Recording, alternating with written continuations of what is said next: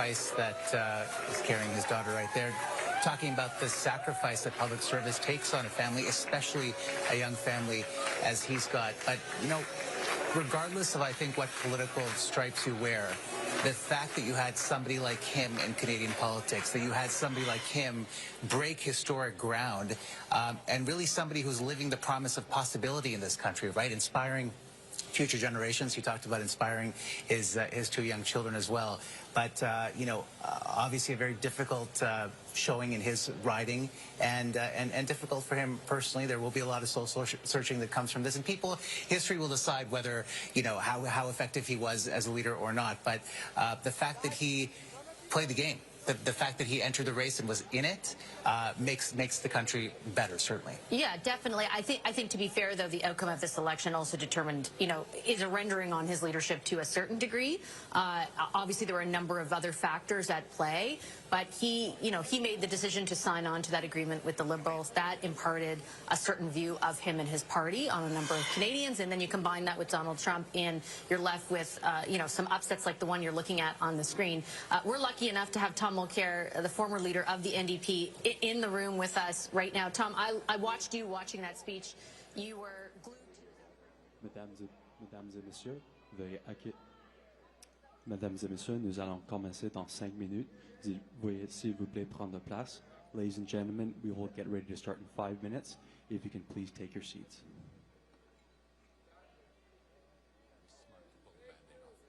Just get in front of the microphone, go through that very emotional state, while the people that he wanted to thank were all there, physically in front of him, spoke very movingly with his wife, carried his little daughter on his shoulders as he went out, and just said, you know, it's going to take a little while to find an interim leader.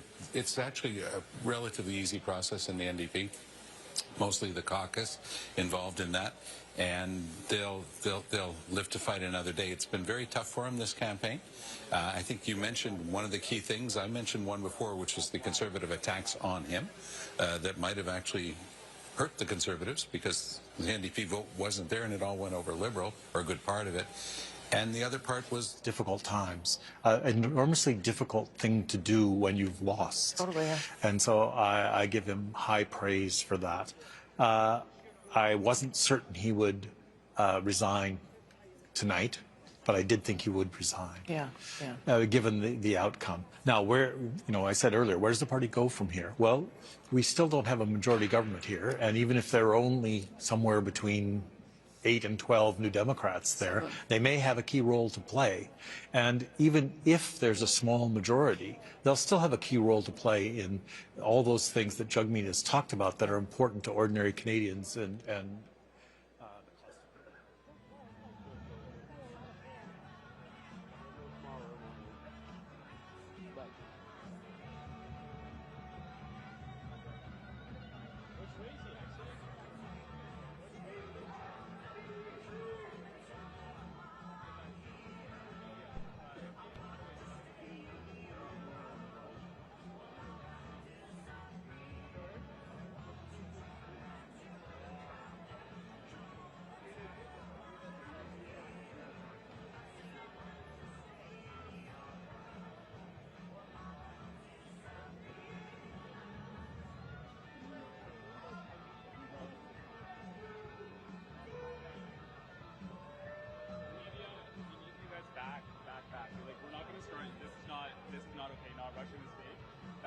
back at your location. No, we're not going to start until the media have moved back to their places. This is not a media space. You guys got to get back. Okay, thank you. No, we have school for that. So you guys.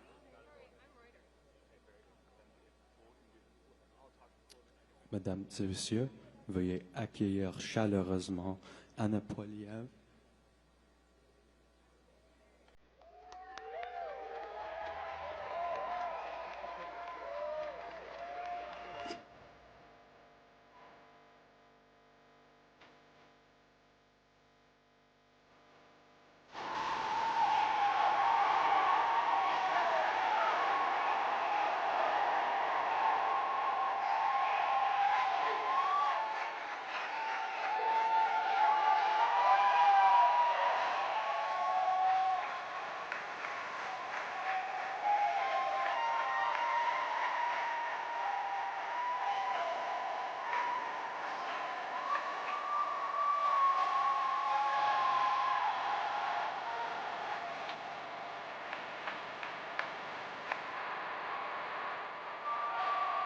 Merci tout le monde. Chers Canadiens. Merci. Merci, chers Canadiens. Je vous aime aussi. I love you too. Thank you, thank you, thank you. It's with profound gratitude that I stand before you today at the moment of this historic election. Because only in Canada could the story that Anna and I bring to the stage be possible. Adopted son of school teachers and a Venezuelan refugee, stand on this stage in front of our proud country, offering ourselves up to serve for the future, after millions of people have shown up and marked their X, spoken their voice, and exercised their democratic rights. We could not be more proud, we could not be more grateful for the opportunity the Canadians have given us.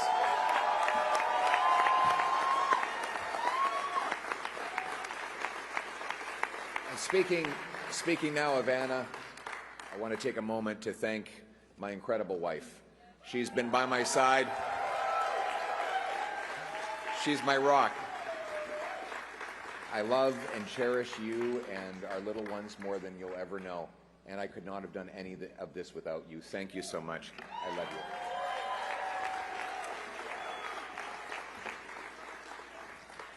you. Now, my message to Canadians. The promise that was made to me and to all of you is that anybody from anywhere could achieve anything, that through hard work you could get a great life, you could have a nice, affordable home on a safe street. My purpose in politics is and will continue to be to restore that promise.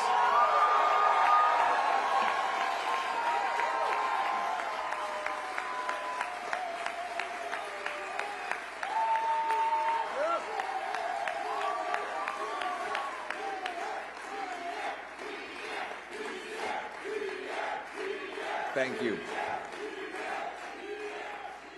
To the candidates who ran under our banner as Conservatives, to the volunteers who knocked on the doors, made phone calls, put up lawn signs, rallied at our events, donated their hard-earned money to our cause, I thank you from the bottom of my heart. To the millions of people who voted for the Conservative Party and put their hopes and dreams in our vision, thank you. It will be an honor to continue to fight for you and to be a champion of your cause as we go forward.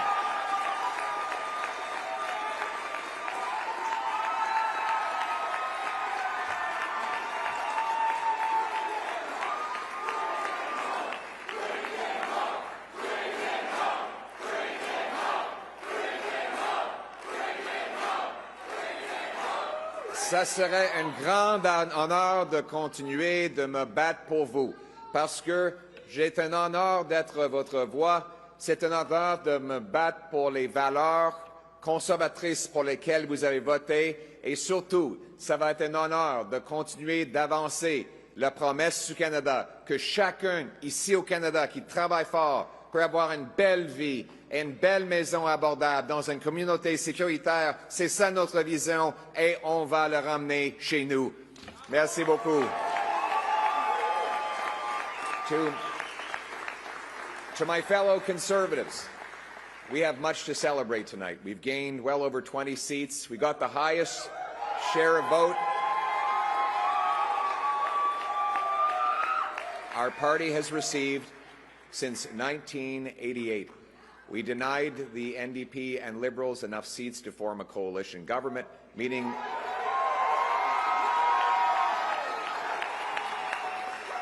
and we did all of this in a very difficult environment. That said, we are cognizant of the fact that we didn't quite get over the finish line yet. We know that change is needed, but change is hard to come by. It takes time. It takes work. And that's why we have to learn the lessons of tonight so that we can have an even better result the next time the Canadians decide the future for the country.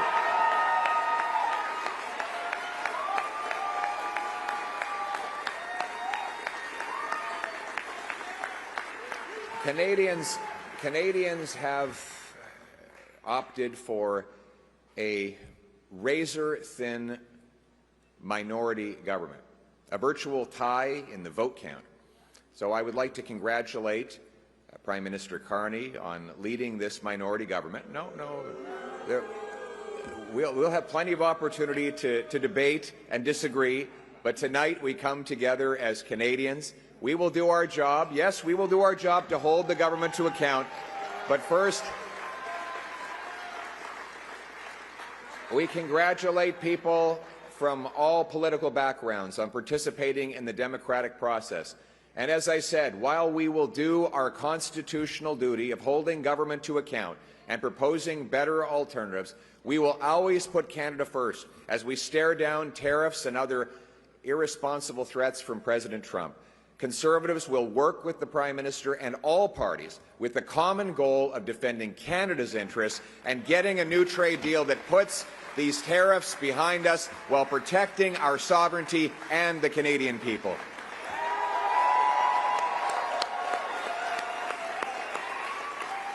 I want to thank my Conservative team, my caucus, my members of the Conservative staff and others who've helped reshape the entire political landscape in this country.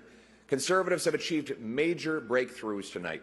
We brought in record support from blue-collar and unionized workers, youth, new Canadians. We gave voices to countless people across this country who've been left out and left behind for far too long. We won the big debates of our time on the carbon tax, on inflation, on housing, on the drug crisis, on crime. Conservatives have been leading the debate, and we will continue to put forward the best arguments to improve the lives of our people right across this country. But we will not stop there. Every single day, our Conservative caucus and I will be holding the government to account on behalf of the millions of Canadians who believed in the message of change. En tant que parti, on a grandement élargi notre soutien et chaque jour, le caucus conservateur et moi allons travailler à Ottawa pour rendre des comptes du gouvernement au nom des millions de Canadiens qui ont décidé de voter pour un vrai changement. J'ai eu l'honneur de parcourir le pays et parler aux milliers de personnes qui ont partagé leurs préoccupations, leurs peines, leurs espoirs.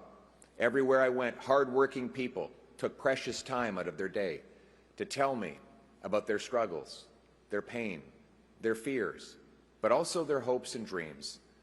Welders and waitresses, farmers and factory workers, seniors, small business owners, and single mothers, young Canadians and young families pleading for the chance to own a home, parents who worried that their kids would never be able to move out of their home, grandparents who saw their grandchildren suffering from the shortfalls of our economy, and countless others who are afraid to go outside because of the rising wave of crime.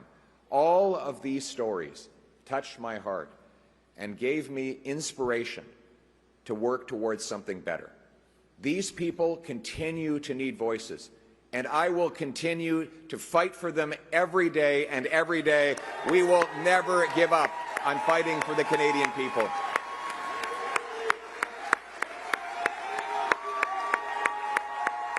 Thank you. We hear your stories. We will carry those stories with us into Parliament. We will not forget the people for whom we work and for whom we fight every day. Now, I know that some of you might be disappointed that change did not get over the finish line tonight. Change takes time. Most of all, it requires that we never give up, because our people and our country are worth fighting for.